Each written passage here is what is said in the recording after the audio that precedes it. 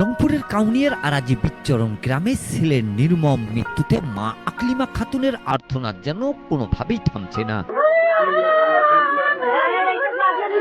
স্বজন ও প্রতিবেশীদের আহাজারিতে শোকাবহ হয়ে পড়ে পুরো এলাকা। পুলিশ ও নিহত স্বজনরা জানান, উপজেলার সারা ইউনিয়নের আরাজি বিচ্চরণ গ্রামে অংশীদারি জমি গোপনে কেনার প্রতিবাদ করায় প্রতিপক্ষের হামলার শিকার হন মৃত আব্দুর রশিদের ছোট ছেলে পলাশ। 19 আগস্ট বুধবার ভোরে রংপুর মেডিকেল কলেজ হাসপাতালে চিকিৎসাধীন অবস্থায় পলাশ মারা যান।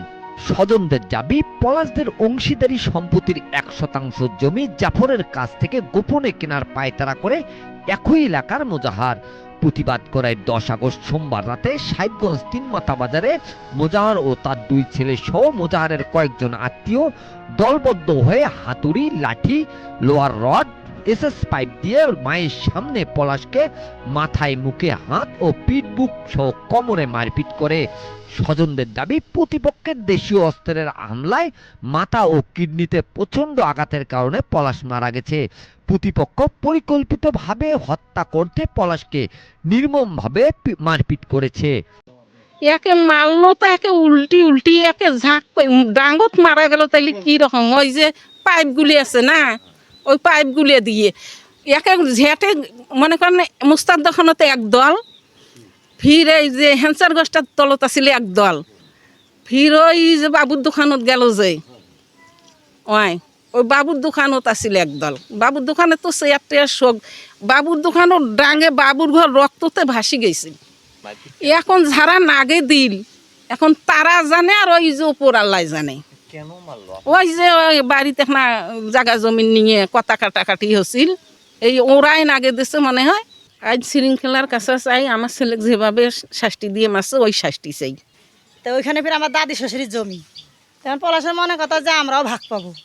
ওই কলা দিতে গেছে, আমরাও ভাগ পাবো। কয়া ওই মোজাহারে কইছে যে তুই জমি কিনতে গেছিস, আমাদের ভাগ আমাকে দিছিস, এরকম একটা কথা আর কি কাজিয়াটা সৃষ্টি হয়েছে। কিডনিতে ওই মাইরের আঘাত আছে, এরকম ইয়াতে মারা গেছে, ও পেট ফুলে যায়। কালকে আমি 12টার সময় আসি, ওর সাথে কথা বলছি। ও আমাকে বলছে, দুলা ভাই এই 5-7টা ছেলে আমার কুকুরের মতন পিটাইছে। ও মরার আগে আমাকে এই কথাটা বলছে যে আমার কুকুরের মতো পিটাইছে। এই ছেলে তাকে মারলো কেন? আমার প্রশ্ন হলো, হ্যাঁ বলতে পারে জমি নিয়ে হয়তো রাখছিল না, 2-4 কথা বলছে, তাই বলি তাকে দুনিয়া থেকে সরে দিতে হবে? আমরা চাই যে এই যে 5-7 জন যারা মারছে, আমরা চাই তাদের উপস্থিত বিচারক। হত্যাকাণ্ডের সাথে জড়িতদের গ্রেপ্তার করে বিচারের মাধ্যমে শাস্তির ব্যবস্থা করবে পুলিশ, এমনটা দাবি এলাকাবাসীর। দেখার দরকার আছে যাতে যেন এইরকম দুর্ঘটনা না ঘটে।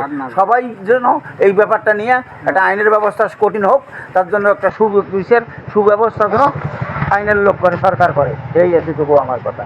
ঘটনার তথ্য নিশ্চিত করে রংপুর মেট্রোপলিটন হারাগাছ থানার ওসি জানান, এ ঘটনায় একটি হত্যা মামলা রুজু হয়েছে। ঘটনার সাথে জড়িতরা এলাকা ছেড়ে পালিয়ে গেছে, তাদের গ্রেপ্তারে কাজ করছে পুলিশ। Bignanur Rahman, DRS news.